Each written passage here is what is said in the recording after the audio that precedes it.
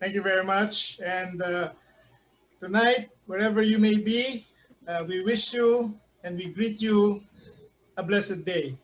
We have in our registration almost 20 Rotary International districts participating, plus more on Facebook. To each and every one of you, a blessed day. Tonight, uh, we enter once again into another fascinating subject matter about Rotary and Rotary International. Rotary and the United Nations. Last Monday, September 21st, marked uh, the International Day of Peace. And at the forefront of that is the United Nations. And not too far behind is its longtime partner, our very own Rotary International. Dear friends, we belong to a global organization that is truly recognized and well respected, highly respected in the global community.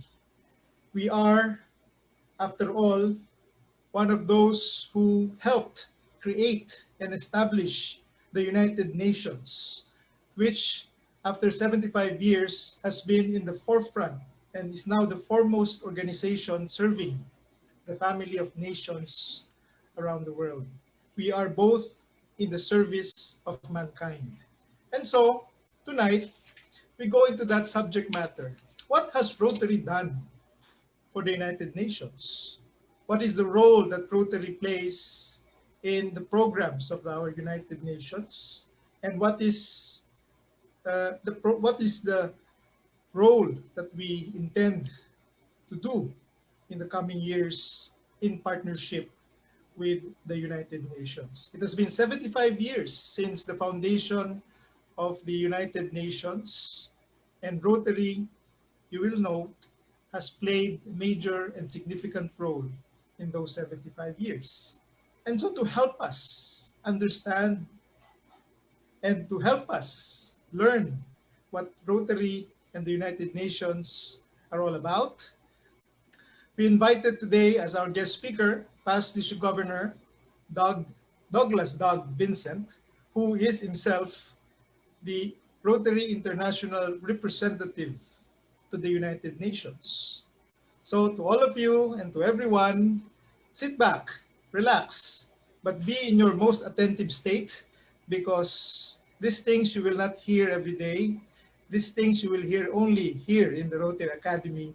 And so uh, you have to remember and learn so that you may in turn serve and go back and share this with your respective clubs. And so without any further ado, we now begin our session, and I now turn it over back to our very, very distinguished moderator, PD, past District Chief of Staff, Jesse Tanchanco.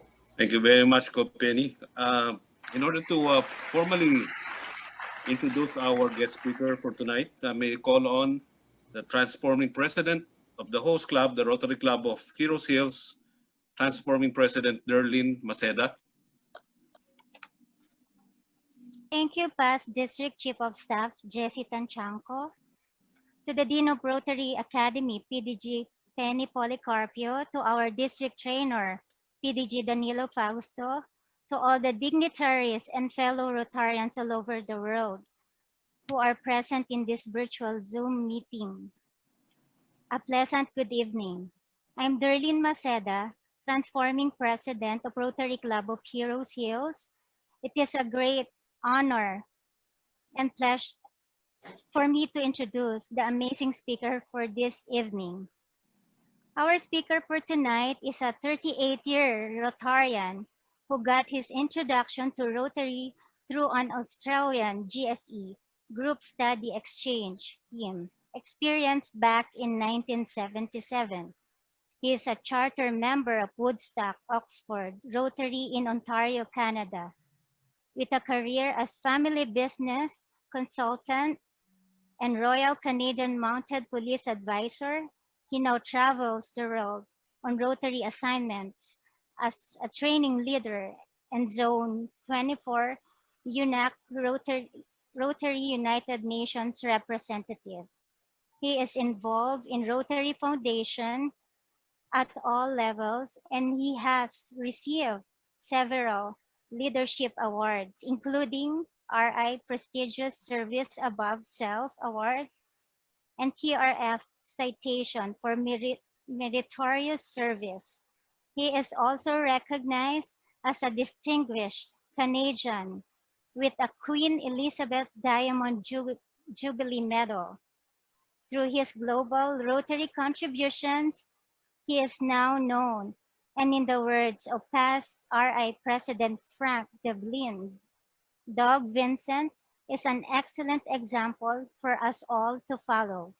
Please welcome Rotary's roving ambassador, PDG Douglas Vincent.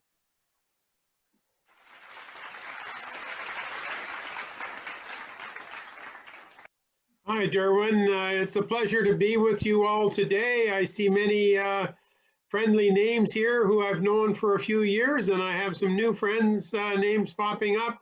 And before the end of this session, I know that we'll have a few more people that we're acquainted with. So it's my pleasure to join the Rotary Academy today and share with you a little bit about the power of one, the power of you as a Rotarian who can make an extraordinary difference, and the power of one Rotarian and how he was instrumental in us actually becoming part of the founding contribution to the United Nations. And I should say that just yesterday I heard your President Duterte give a great presentation to the United Nations opening General Assembly, and he recommitted the Filipinos and the Philippines to continued support at the Rotary involvement with United Nations and the Sustainable Development Goals. He also encouraged everyone to continue a focus on climate change and peacekeeping. So I know there's many of you on here who are Filipino, so you can be very proud of how President Duterte represented you yesterday at the general session in the United Nations. So the Filipinos are very genuine in what they do to help others, very warm and caring in their nature.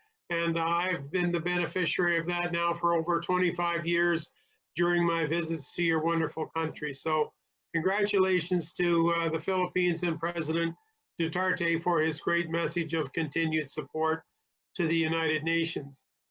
Many Rotarians don't really understand or know the background of Rotary in helping form the United Nations. And so today we're going to talk a little bit about how that happened, the power of one Rotarian to accomplish everything we do in Rotary. And then at the end of my session, we'll have a Q&A period, and we're happy to try and discuss any issues or questions you may have as they relate to the United Nations and Rotary's partnership and peace. So Nico, if you could please start my PowerPoint presentation, that would be great. Yes, Doc.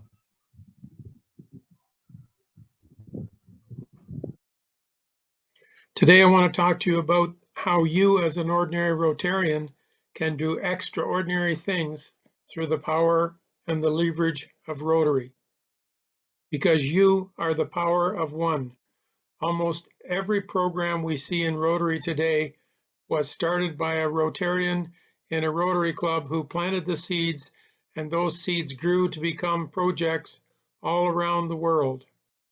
You see, Rotary is not an A-shaped pyramid structure like we see in the business. I believe Rotary is an inverted pyramid. It's an upside-down organization with the members of every Rotary Club at the top of our Rotary International organization, followed by the club president and the directors in the club, then the governor and the assistant governors around the districts, and at the very bottom we have our Rotary International president, our Rotary International Board of Directors, and our trustees for the foundation. It is you as the Rotarian that is at the top of this organization. All of these programs you see here were started by Rotarians who planted seeds in their local community Rotary clubs. I don't have time to go into each of them in detail today, but we're going to focus mainly on Rotary's contributing founders for the United Nations.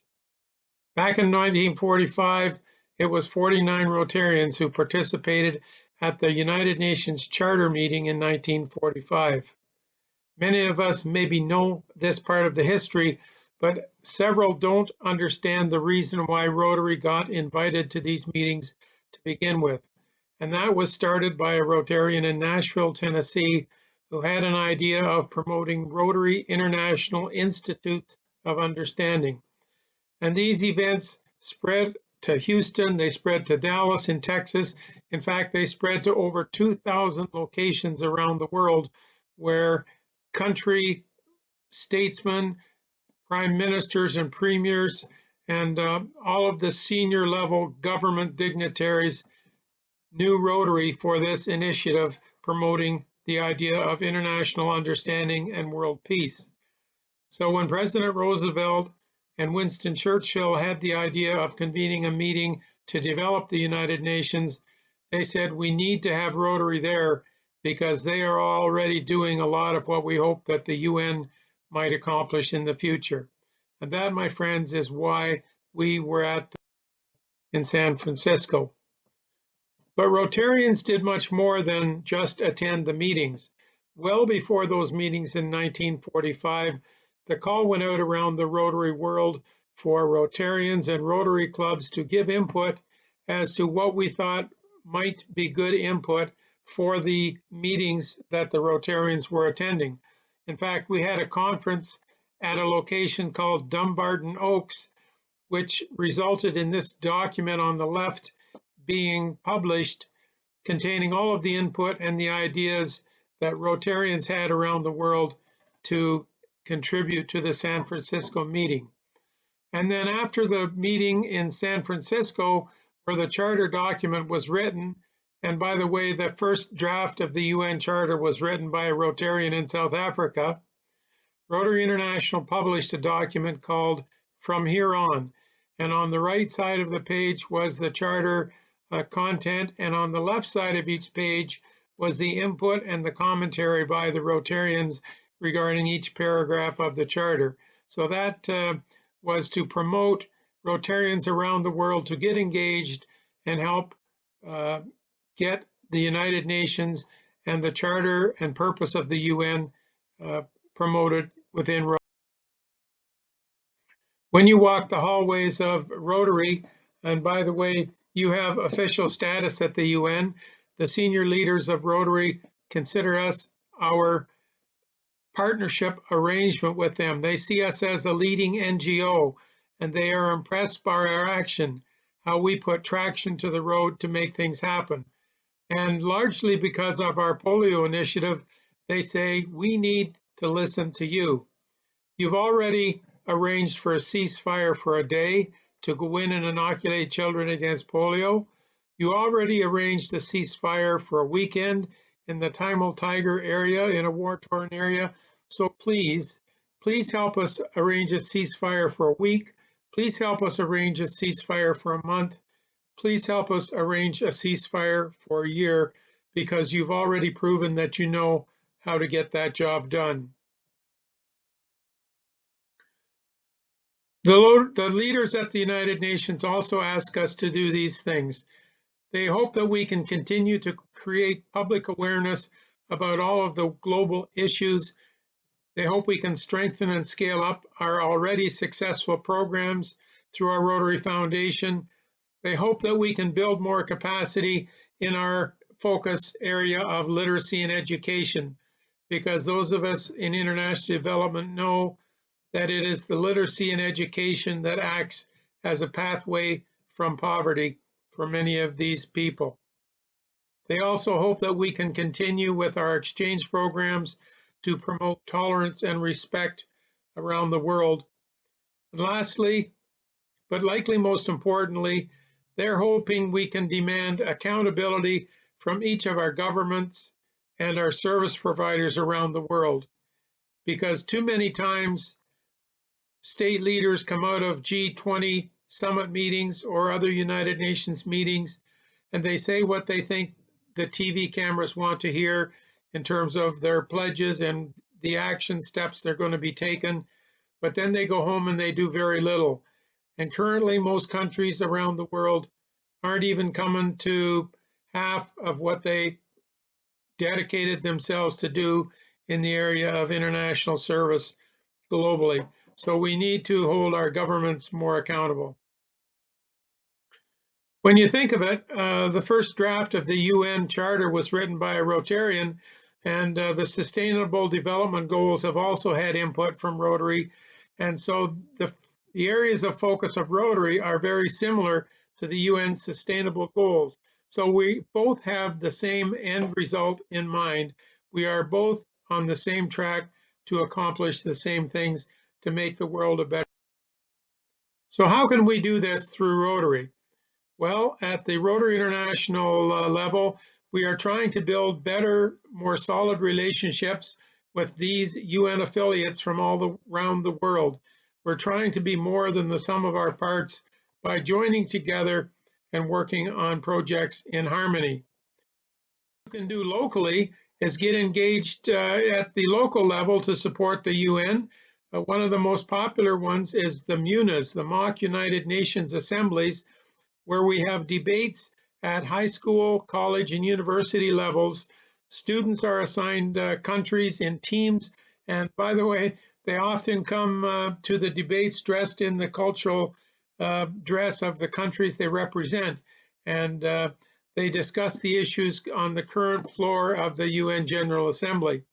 There is an organization called WFUNA, World Federation of United Nations Assemblies, which is an umbrella over the country association. So in my case, I'm affiliated with the Canada UN Association, but they also have one in the US with chapters all across each country in the major cities.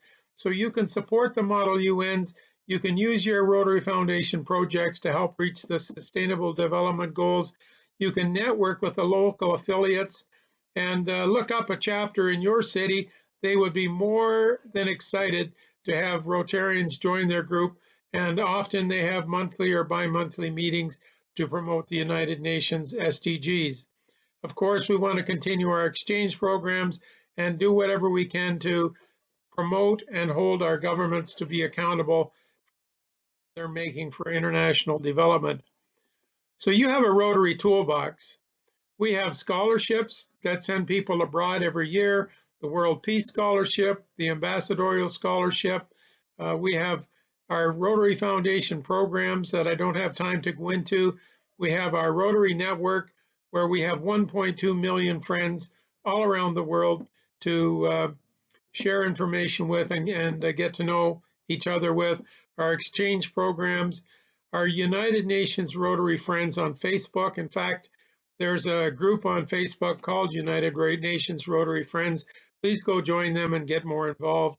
And of course, we have our matching global grants. So let's take a look at how our grants help on projects around the world and go from there. If I was with you in person, I would do a live magic show on stage, but because I'm not able to be with you in person, I'm going to share with you a short video showing you how simple it is to do a global grant. So you'll see a lady come up on the stage, and she's donating $5 from her club. Through magic tricks, I turn that $5 into two $5 bills equaling $10. Then from the gentleman who donated $10 to the Rotary Foundation, he made an investment in helping make a difference. And I take that $10 and through my magic Rotary Foundation printing press, I print off a $20 bill from his $10 bill to show the magic of our matching grants. So please enjoy this little show.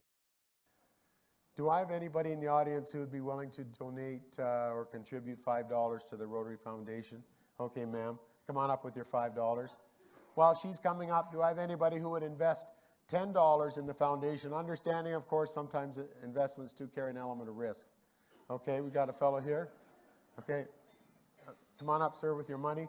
And I'm just going to show you very quickly how simple it is to do a foundation matching grant.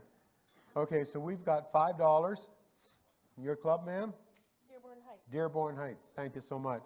So the Dearborn Heights Club want to do a project, and they've got $5. And what are they going to do, assuming they've got the paperwork all done, they've got their partner, what is the thing that they want to do? What's the first step once they got the paperwork done? Submit it to the district for DDF match if the district has budget to do that, right? So what we're going to do is we're going to prepare the $5. Okay, you want to just hold that? Now, for those of us who go on the road, we have special magic grant tricks, okay? So we got an empty bag here, and we're going to put that money in the bag, send it off to your district. Your district fairly prompt in responding to the grant request, okay? So let's see what they responded. What have you got? So is that a good return on our investment so far? So that's all for you. That's all for you. Okay. We should give it to the Okay, just put it in the bag there. Okay, so we've got now $5 from the club, $5 from the DDF budget in their district, which is $10. Okay, now this is one that I bet you none of even our Rotary Foundation people have that just came from Evanston. But those of you who are allowed into the basement in the Evanston office know that we've got a big printing press there that prints all the money for the grants. And so when we go out and do projects, they just give us these little printing presses so that we can do the grants right on the spot. You have one of these, right, Steph? Okay. So what we're going to do is we're going to take $10, okay? We're going to send that to Rotary Foundation in Evanston. We're going to ask them to match our grant, right? So tell the folks what you might have there. I have a 20. Is that a good return on your investment? Yes, it is.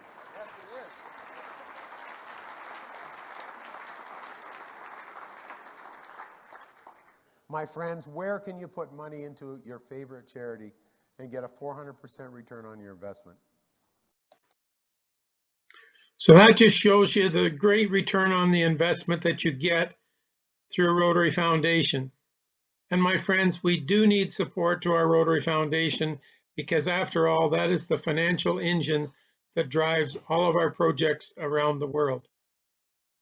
We do great things in Rotary, but it takes donations from Rotarians and friends and clubs to make the wheels go round and get that traction that I talked about earlier.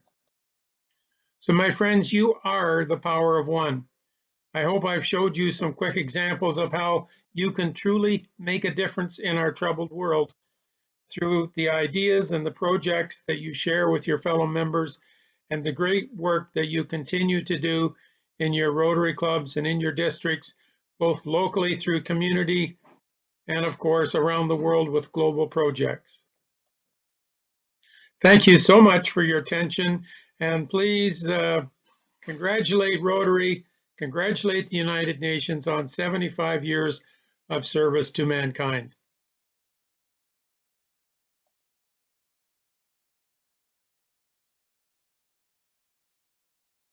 We come to the Q&A, question and answer portion, and I would like to turn over this portion to Past President Beth Directo. Past President Beth, please. Thank you, Past President, Past DCOS, Jesse Panchanko. What can you say is your most memorable experience? Actually, several interesting stories, but I think likely my most interesting experience was being invited to the home of Secretary Ban Ki-moon for dinner one evening. And the interesting part is that I received the invitation from his executive secretary, and it gave me the details of the timing and the location. So I went on the internet to try and find the location to orientate myself how to get there. And I assumed that I might be one of 1,000 people going to a dinner in a ballroom of a hotel or a banquet center. So I went on the internet and I looked in the area on Google Maps, and I didn't see any hotel. I didn't see any big banquet hall. So I thought I must have made an error. So I emailed back to his secretary and said, the address must be wrong because I don't see any facility there that would host a large dinner. And she responded, she says, you're not being invited to a large dinner. You're being invited to his private home with very few friends from the United Nations. And so the address I've given you is actually his private home. So when we went there that evening, we arrived at his home, and of course there's UN security at the front gates. And we went in, and the first floor of his home is kind of like a great big gathering hall where he would have a larger event to receive guests. But we were escorted up to the second level, which is his private residence. And he was there with his wife was there, his daughter was there, and there was maybe about 8 or 10 of us there as guests. And so we had a very enjoyable evening. We've got along really well with his wife. She was entertaining. In fact, I'm just going to share a photo with you here. And this is me sitting in his private home office of Ban Ki-moon at the United Nations Secretary General's home office. So when I was in there, we were visiting with other friends. His wife came along and she popped her head in the door and she says, "Oh," she says, "I see we have a new Secretary General in training." So that would likely be one of my memorable moments in New York. Thank you for sharing that. That must have been really something for the Well, I book. think and it was nothing to do with me personally. It was, it was the Rotary emblem on my jacket that I was there recognizing Rotary. It was nothing to do with me. I just happened to be the person there with the Rotary jacket on, and as well as the RI president and RI vice president was also there. So it was following some meetings in New York at the UN headquarters one day. What projects did you do with the UN? Well, our role with the United Nations is not so much doing projects as it is giving input and the consultative process. So we have representatives in New York City who are responsible for the relationships there and the meetings there. And their mandate is to take in the ideals of Rotary to the UN, and then to bring back the issues of Rotary from the UN to the senior leadership. And there are many divisions within the United Nations. Our connection is through the ESOC, the Economic and Social Council division.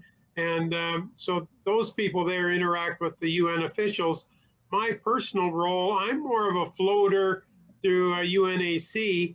And my role is to try and elevate the status of Rotary through our United Nations partnership. And so I'm often asked to go and speak at conventions. I sometimes monitor global grant projects, but the role that I play is more to build awareness and trying to get Rotarians to realize that the organization of Rotary is highly respected in the hallways of the United Nations. And it was, as I mentioned in my presentation, it was 49 Rotarians that played a crucial role. It was one Rotarian who helped write the first draft of the United Nations Charter from South Africa.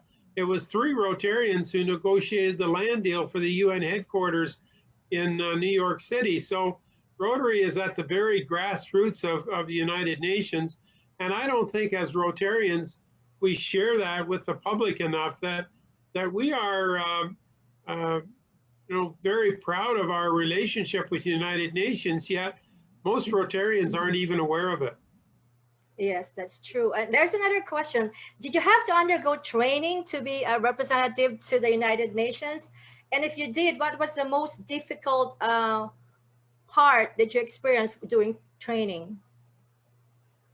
Well, for me, Rotary International does have training and meetings usually once a year, but to be very honest, my best training is rubbing shoulders with the ambassadors. And by the way, many ambassadors who represent their various countries around the world are Rotarians, and many, even if they're not regular standing members, they're Rotarians at heart, or they're honorary Rotarians. So many of the ambassadors, to me, have been the best training. I'm going to call it on-the-job training. And when you walk the hallways of the United Nations with a Rotary pin, you have a high level of respect, because most senior leaders understand the role that Rotary has played and continues to play. And I should say that the real work of the United Nations, from my observation, takes place in the cafeteria, takes place at the coffee pot. A lot of what you see in the sessions are for the benefit of the media and the TV cameras, but when they're having lunch in the cafeteria and you sit down amongst friends, I believe that's when the real discussions take place to move issues forward. And so it's been on-the-job training with ambassador friends in New York where I've learned the most. And really, the training is more about human nature. It's more about characteristics and personality of getting along and compromising. It's really the training is diplomacy.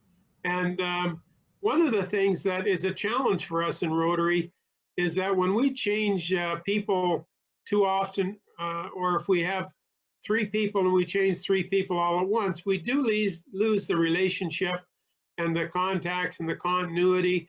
Because after all, things in Rotary, things in diplomatic world, they work largely on relationships. So if we lose those relationships by changing people too much, I do believe we're not as effective. And there's another question for PDG Doug.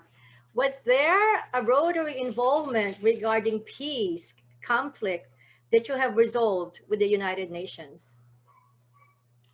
Well, I think the peace and conflict resolution part is more to do with dealing with individual countries, individual communities, individual schools. The largest peace initiative that I've been involved with is the MUNAs, the Mock United Nations Assemblies, where it's kind of like a glorified debate that is done at high schools, at colleges and universities, where students are invited to participate, and they are assigned a country in groups of 2 or 3. So it's actually quite interesting. And the Philippines, I know, does this regularly. I've got another interesting memory there that I'll share. But it's trying to educate, and in a practical way, in a hands-on engaged way, to have our young adults and those students participate in debates, the topic of which is the same as what's on the floor of the UN at any given time. And they come and they debate those. And often the students get so enthused and they study, and they even dress in the costume or the native dress of the country they represent. And actually, I was in the Philippines one time a few years ago, and they had a mock United Nations MUNA, we call it for short. And at the end of the day, the coordinators presented me with a brown envelope, and that envelope contained all of the resolutions that the mock United Nations and the students had created that day. And the coordinator asked me if it would be possible for me to take those back and deliver them to the United Nations. So I brought the envelope home, and I thought, you know, if I mail it to the office, it'll sit on somebody's desk and it won't ever get anywhere. I'm going to hold it, and then my next trip to United Nations in New York, I'm going to take it and present it. There is a policy at the United Nations that they don't accept gifts because they don't want to be seen as showing favoritism one country over another. But my contact there, one of the executive secretaries, said that during the session, whenever there's a break, a coffee break or a lunch break, there would be nothing to prevent you from taking it up and making a presentation informally. So that is what I did when we broke for lunch.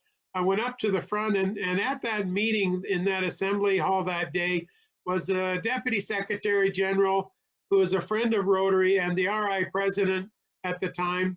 And I had a friend that was going to take a photo.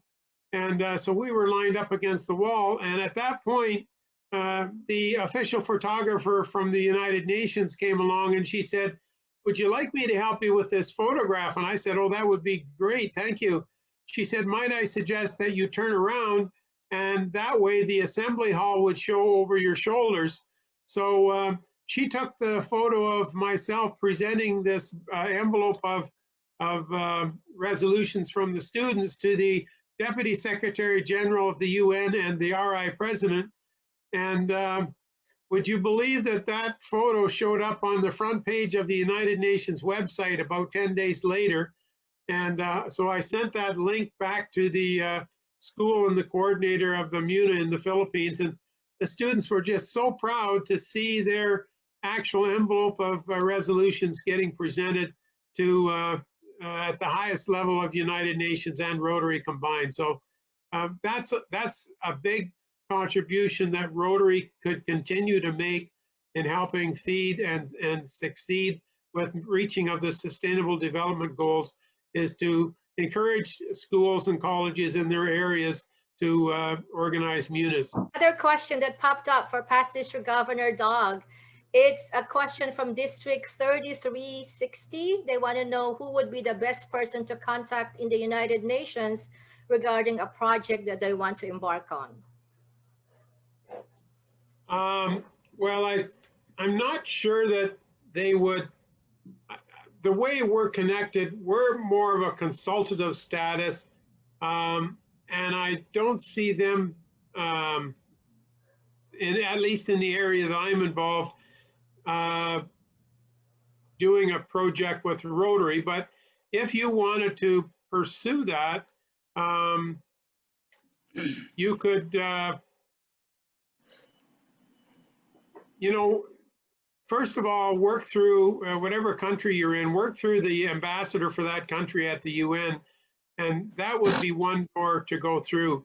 The other door would be to work through your RI director and have him work it through the senior levels at Rotary, because there is a bit of a policy in Rotary that we wouldn't expect a club or a district to go to a high-level partner like the United Nations. You would want to do that through the senior leadership levels of Rotary, that they would see it as something that would be partnership at a high level. So you would want to work through your senior level leaders, your RI directors, and your RI trustees. I don't think if it's a club or a district project, I don't think anybody would get very far expecting the UN to do a joint project. Okay, thank you very much. And that is all for our questions. I would like to turn over the time back to past District Chief of Staff, Jesse Tanchanco. Thank you very much, Past President Beth, for handling the question and answer very well. And thank you to our speaker. And to properly recognize them, I would like to call back Transforming President Derlyn Maceda. Good evening again, fellow Rotarians. At this point, Rotary District 3780 awards this plaque of appreciation to PDG Douglas Vincent of Woodstock, Oxford, Rotary District 7080, for his invaluable contributions as guest speaker during the Rotary Academy Class 11 with the topic of Rotary and United Nations Partners in Peace, hosted by Rotary Club of Heroes Hills, given this 23rd of September 2020 via virtual Zoom.